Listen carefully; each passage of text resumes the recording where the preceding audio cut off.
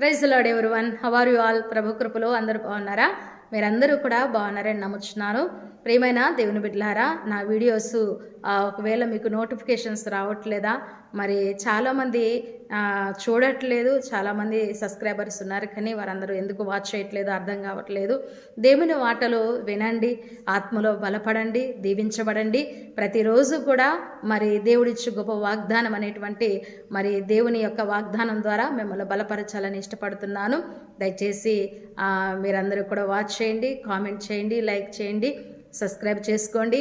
నా వీడియోస్ను ప్రతిరోజు కూడా మరి ఒక్కొక్క రోజు ఒక్కొక్క వాగ్దానం ద్వారా మిమ్మల్ని బలపరచాలని ఇష్టపడుతూ ఉన్నాను. ఈరోజు దేవుడిచ్చు గొప్ప వాగ్దానంలో ఎఫెసీయులకు రాసిన పత్రిక 5వ అధ్యాయము 15వ వచనములో, దినములు చెడ్డవి గనుక సమయమును పోనీక సద్వినియోగం చేసుకొనొచ్చు, అజ్ఞానుల వలె కాక జ్ఞానుల వలె నడుచుకున్నట్లు జాగ్రత్తగా చూచుకొనిడి అని దేవుని వాక్యం సెలవిస్తుంది. ప్రియమైన దేవుని బిడ్డలారా, సమయము చాలా కొద్దిగా ఉంది కాబట్టి చూస్తున్నట్లయితే లోకంలో ఎన్నో భయంకరమైన సంఘటనలు జరుగుతూ ఉన్నాయి. కాబట్టి మనం ఇది సమయాన్ని వృధాపరచుకోవడానికి ఇది సమయము కాదు.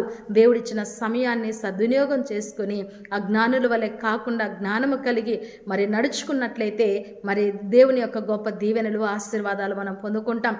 కాబట్టి ఈ దినాలలో సాతాడు సెల్ ఫోన్ చేతిలో పెట్టి అనవసరమైన వ్యర్థమైన రీల్స్ అని అవి ఇవి చూస్తూ ఎంతో సమయాన్ని కాలయాపన చేస్తున్నారు. అలాగ కాలయాపన కాకుండా సమయాన్ని సద్వినియోగం చేసుకుని సమయం దొరికినప్పుడల్లా ప్రార్థనతో, వాక్యముతో నిన్ను నీవు నీ కుటుంబాన్ని కట్టుకున్నట్లయితే దేవుడు గొప్పగా దీవిస్తాడు, ఆశీర్వదిస్తాడు.